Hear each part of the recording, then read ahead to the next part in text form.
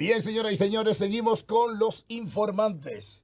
Y qué bueno que continúan con nosotros, pues tenemos una buena entrevista, como siempre, ¿verdad? Hoy, y tenemos al licenciado Bunel Ramírez Merán, que está con nosotros y es de la Fundación Transparencia Total por la Democracia. Cosa que nosotros anhelamos mucho, la transparencia, la claridad, la sinceridad para la gente que aspira a tener un país mejor, un país decente. Bienvenido, Willy. Muy buenos días, a su orden. Eh, bueno, contigo hay que hablar de varias cosas, porque tú eres como una tienda por departamento. Gracias. Exacto. Entramos entonces por lo que es el comportamiento político que hay hoy en día en el país y en un país donde tú hablas, por ejemplo, que hablan por la democracia. Sin embargo, yo soy de lo que creo que aquí hace mucho que no hay democracia. Porque cuando no teníamos la democracia, teníamos la dictadura de Trujillo, después hemos venido con traspiés, con semidemocracia. Porque una democracia, para establecerla, debe estar todo en orden, ¿verdad? Para que una institución, un sector trabaje de manera normal y que pueda dar el servicio. Acuérdate que cuando hay problemas en el país se suprimen todas las garantías. Entonces aquí hemos vivido con todas las garantías suprimidas desde hace muchos años. ¿eh? ¿Qué me puedes decir tú sobre eso, por favor? Bien, mira, como bien apunta, nosotros aspiramos a que el país se maneje de manera transparente para que de esa manera entonces se construya esa democracia que tanto anhelamos y la que realmente ha venido teniendo traspiés como acabas de señalar. En este momento nosotros entendemos que se vislumbra el inicio de esa transparencia cuando se puede ver que desde el Ejecutivo se toman medidas, si no las más idóneas, algunas que antes no se tomaban, contra funcionarios que se apartan de la ética, que de alguna manera eh, no están cumpliendo cabalmente con la labor, con la función para la cual se le ha designado. Hay muchos ejemplos de funcionarios que han sido separados del tren gubernamental y eso por supuesto es un aliento porque procura y con ello manda un mensaje a los demás para el manejo transparente de la cosa pública. No quiere decir que la Fundación Transparencia Total por la Democracia esté totalmente conforme, pero sí hay que reconocer, eh, sobre todo del presidente Abinader, el empeño y la gallardía, el valor de apartar de su entorno incluso a personas que era insospechable. La gente no podía suponer que ciertos encumbrados pudieran ser objeto de separación del gobierno. Es un principio ya de transparencia que nosotros vemos con muy buenos ojos. ¿Sabes qué? Yo siempre pienso que cuando algo tiene fortaleza en contra de una sociedad donde hay tantos intereses nacionales e internacionales, cuenta con el apoyo de algún poder ¿eh? Y que sostiene a ese tipo de gente para mí, la idea es ganar el que la gente esté por debajo, supeditada, sometida a la decisión de ellos. Y entonces ahí la gente tiene que caminar, actuar, pensar acorde con lo que ese grupo, ¿verdad?, piensa y quiere, una especie de esclavitud moderna de manejo. Y entonces ponen a algunos energúmenos a que sean lo que dirían, a que dirijan las cosas y ellos, a cambio de dinero, porque ciertamente no tienen nada de ciencia en su cabeza para tener aspiraciones de tener un buen nivel, ¿verdad?, en la humanidad, como un verdadero representante de la humanidad, como un verdadero ejemplar. No, ellos prefieren el dinero porque ese es su norte. Y entonces aquellos, los inteligentes, los duchos, lo saben. Y entonces precisamente dice, y esto es un líder y la gente le va a creer. ¿Qué necesitamos? Los medios de comunicación para decirle lo contrario a lo que vamos a hacer. Mira, yo entiendo que a partir de esto último, los medios de comunicación sí tienen una responsabilidad que entiendo yo que es una tarea pendiente de informar básicamente sobre los mejores intereses de la población y sin embargo hay más que medios comunicadores, para decirlo mejor, que quizás no entienden la responsabilidad que conlleva comunicar y defender lo indefendible o no tener la paciencia para esperar que procesos se desarrollen para tener una mejor opinión. Muchas veces se pretende tergiversar incluso cuando las autoridades están actuando de una manera, decimos nosotros, haciendo su trabajo con respecto a castigar o a perseguir cuando menos a los que se apartan de lo que nos enseñaron en las escuelas de derecho. Por ejemplo, cuidar la cosa pública como un buen padre de familia. Entonces, es como si hubiera sectores, sobre todo de comunicadores, más comprometidos con el crimen, con el desfalco, con la malversación, que con la decencia con la que debemos conducirnos a la sociedad. ¿Sabe? Pero precisamente esos poderes fácticos que hay por ahí ligado entre una cosa y la otra, una especie de chambre donde se liga todo, pero todo con intereses particulares que te pueden poner, por ejemplo, una persona sin ningún tipo de capacidad a manejarte todo en medios y cosas, y entonces colocan a buenos niveles a esas personas, respaldados por ellos, ¿verdad? Y entonces, ¿qué pasa? La mayoría de la gente, incluso lo que se han sacrificado para estudiar, para desarrollar su cerebro y adquirir el mayor conocimiento posible del comportamiento humano, tienen que someterse a esas cosas. Entonces, ¿qué se puede lograr?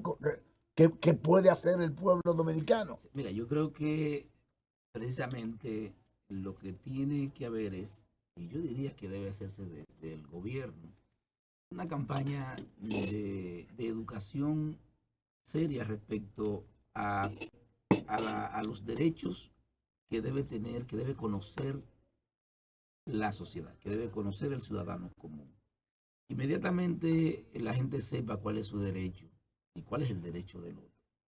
Yo entiendo que la sociedad inmediatamente tendría que experimentar un cambio, porque dejarse inducir, dejarse confundir, necesariamente tiene un componente de falta de educación o de cultura en sentido general Ujú. que le permita discernir al ser humano común entre la verdad y la mentira. Exacto. Entonces, esos niveles de manipulación necesariamente son elevados porque encuentran terreno fértil en una sociedad que, como bien apuntabas, se ha dejado como adocenar, Exacto. como ser una esclavitud moderna Exacto. de lo que otros dicen. Ujú. Han querido que la sociedad vaya a un ritmo que probablemente no le permita detenerse y pensar que puede haber un precipicio más adelante. Y es una situación que realmente se puede combatir con educación. Se puede combatir con educación, pero fíjate, por eso te estoy diciendo que todo va y clusterizado, pudiera usar la palabra de unificación de acciones, ¿verdad? Donde cada uno aporta algo para la conformación del todo. Y fíjate cómo la educación en República Dominicana se ha degradado a una forma tal que ha llegado a los últimos niveles. A nivel mundial hemos presentado una educación por debajo de todo el mundo. Entonces, eso es parte del plan. Claro, yo creo que, pero un plan que necesariamente entramos a él por factores económicos. ¿Qué Eh, pasa? Bueno, aquí, por ejemplo, recuerdo un ministro de Educación que quiso aquí una discusión de los textos integrados, donde se quiso dar un giro radical a esta forma, si se quiere, inductiva de analizar, conceptualizar a una forma deductiva de que para que un jovencito pueda entender algo tiene que leerse 4 páginas, al final no entendió nada. Exacto. Cuando se fueron eliminando situaciones, materias, si se quiere, del currículo escolar para entonces llevarnos a cualquier cosa. Entonces, cuando aquí se quita, se elimina aquella materia que nos dieron a nosotros de moral y cívica, que era nada más y nada menos que un resumen de los derechos de los ciudadanos y de los deberes, Exacto. entonces ya por ahí comienza. Yo siempre me he quedado con la Entonces no es cuestión de dinero. Claro, sí, pero precisamente cuando son imposiciones incluso de situaciones extranjeras. Aquí tú te pones a leer textos y te das cuenta que hasta la historia dominicana en ella se utilizan términos que no son dominicanos. ¿Sí? Por eso, pero entonces el asunto es lo normal, que te someten como al gato para que comas ratones. Precisamente. Te dejan hambriento. Esa es la situación, pero fíjate que detrás de cada cambio de esos estilos, de esos contenidos, hay dinero, porque es un negocio. Sí. Aquellos textos que creo que de México lo traían. Sí. Entonces, ¿qué tiene que ver la cultura dominicana, la idiosincrasia nuestra con con la de México, ¿entiendes? Y tú te pones a ver incluso... Pero se debe al descabezamiento del liderazgo. Porque... Ese es el análisis, ese es el punto cero donde tenemos que volver. Exacto. Porque fíjate, por ejemplo, te pongo el Código Procesal Penal Dominicano. Sí. Es un código adaptado a una realidad de la región. Entonces resulta que ahí hay incluso palabras que no son dominicanas. ¿Tú crees que mi amigo, el que conformó el doctor, que yo pienso que sí, que es una persona brillante, porque meterse a eso, ¿verdad? Con todo y que sea, y como dicen alguna gente, que fue traído igualito y metido en una presa, nada más le cambiaron la página, y le pusieron República Dominicana, ¿verdad? Que trajeron ese código que se convirtió en un protector de criminales. Mira, el código, para entrar en ese aspecto, no exactamente que proteja a los criminales. Lo que pone a cargo del Ministerio Público es investigaciones más serias, bien llevadas, porque es muy equilibrado entre el derecho a la ¿Y por qué tiene tan poco éxito?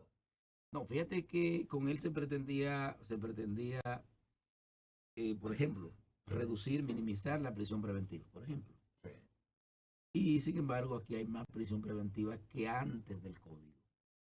Se pretendía, por ejemplo, que para economía procesal y para economía material se llevaran a efecto una serie de acuerdos, de manera que puedan abreviarse plazos, abreviarse procesos, y todo eso ha quedado un poco en la nebulosa. Háblame de la parte donde una persona mata a uno y le caben 20 años. Pero si mata a 3, le caben los mismos 20 años. Háblame de eso. Bueno, el tema es que la ley dominicana no contempla... No, espérate, estamos hablando del código. Sí. Espérate, no me lo traspase. No, lo que pasa es que tenemos que distinguir entre el código penal, que es el que tipifica, es el que dice las condenas, y el Código Procesal Penal, que es el que dice cómo se llega a esa condena. Estamos hablando del Código Procesal Penal. Entonces el Código Procesal Penal no puede traer el cúmulo de pena ni ninguna otra pena. Pero el mismo comportamiento, la misma conformación, ¿verdad? Lo lleva. Eso es lo que está establecido. Exacto. Y por eso que ustedes los abogados, por ejemplo, tienen tanta facilidad de sacar de un lío a una persona y esa persona le va a pagar bien. El tema es que no hay cúmulo de pena y por consiguiente lo que se le impone a una persona que ha cometido lo que llama crimen seguido de crimen o acompañado de crimen o precedido de crimen, la máxima es de 30 años. Ya sin embargo la ley de armas, como la de terrorismo, que contemplan la pena de 40 años. Un arma de fuego ilegal que ha sido utilizada para secuestrar, para robar, etcétera, a esa persona responsable de esa de ese porte o portación de Ya hay un armas, cúmulo ahí. ahí no exactamente un cúmulo, sino ¿Cómo ahí decimos? Se redondeó. sí, el tema es si con el arma ilegal cometes un secuestro, cometes un robo, etcétera, Sí. entonces ahí puede perfectamente ser condenado a 40 años. Es las únicas dos leyes que van más allá de los 30 años. Por ejemplo, cuando hay una persona agarrada en flagrante delito, ya, y que todos los vestigios que hay, lo que le condenan. Entonces, ¿cuáles son las dudas? Las dudas, claro, hay muchos detalles en un crimen, eso es verdad. Pero fíjate que en otros países, y nosotros ponemos de ejemplo siempre a Estados Unidos, cuando si a ti te agarraron y tú lo mataste, ya tú sabes que el policía o te da para abajo, como decimos aquí, ¿verdad? O ya tú sabes que tú tienes todo en tu contra. Porque, ¿qué tú puedes decir? Aquí no. Aquí todavía matándolo, el tipo agarra y hay fianza. Y como él tiene cuarto, pagó su fianza y se fue para No, su casa después de haber matado a una mira, persona. hay una situación, cada caso es particular, ningún caso es igual a otro. Y obviamente ante una flagrancia es poco lo que se pueda hacer. Ahora, el proceso conlleva una serie de actividades que están sujetas precisamente a una forma. Por ejemplo, si a una persona la arrestan en este lugar, por ejemplo, y dicen que fue en otro, ya hay una situación que genera, aunque fuera por un error, genera una duda. Si dice que fue a una hora y entonces resulta que fue a una hora diferente, si dicen una hora y fue a una distinta, por ejemplo, si fue maltratada al momento del arresto, ya eso conlleva una penalidad procesal en favor de la persona. ¿Y por qué aquí O es tan si, difícil? ¿Por qué aquí es tan difícil establecer eso? Sí, fue a la vista de todo el mundo. sí, lo que pasa es, ya te he dicho, puede ocurrir el hecho, la persona puede a la vista de todo el mundo ser culpable y haber vicios en el procedimiento que pueden anular una prueba. Por ejemplo, un arma, ahí lo llama la cadena de custodia.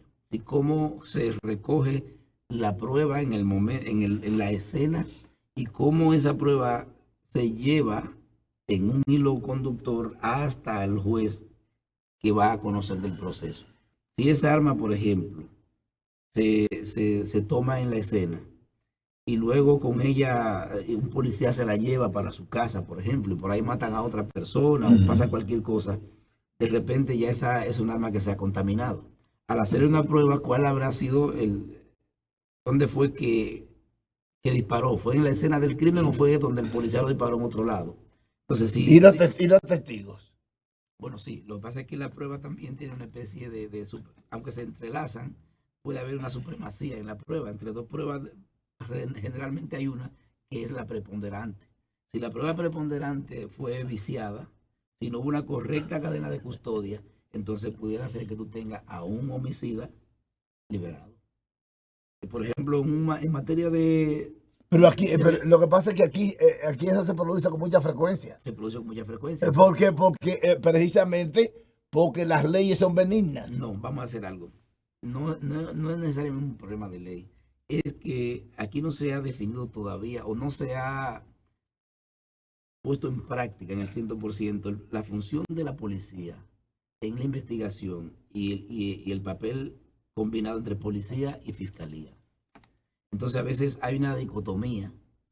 Cuando el caso llega a fiscalía, hace rato ya los policías han dañado la escena, por ejemplo.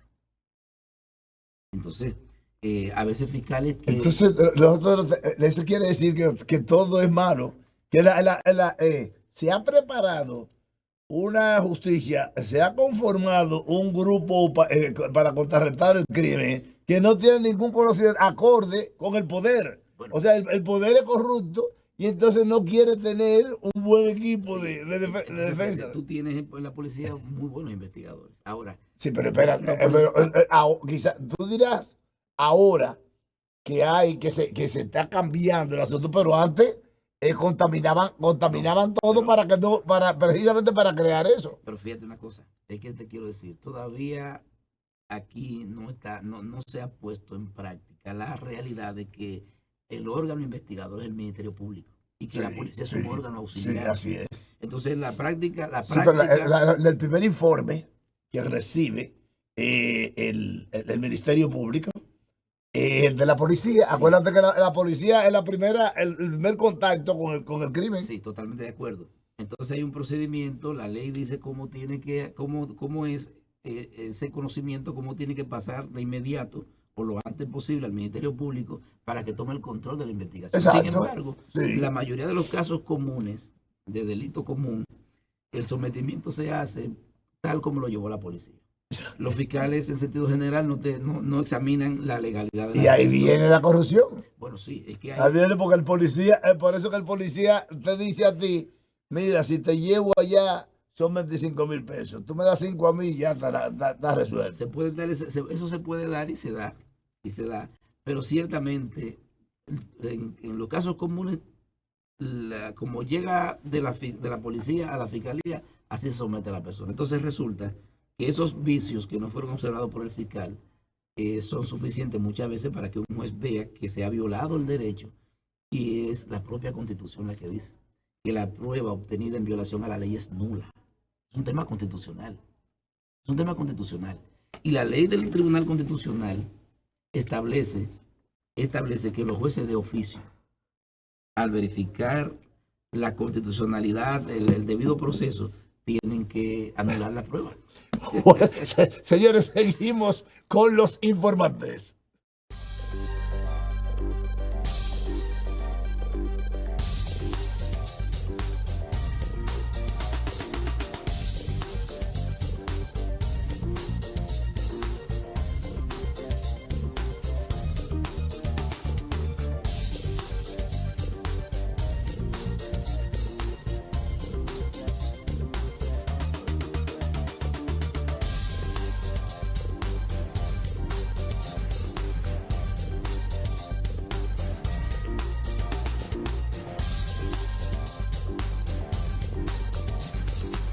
Los informantes de Marino Guzmán.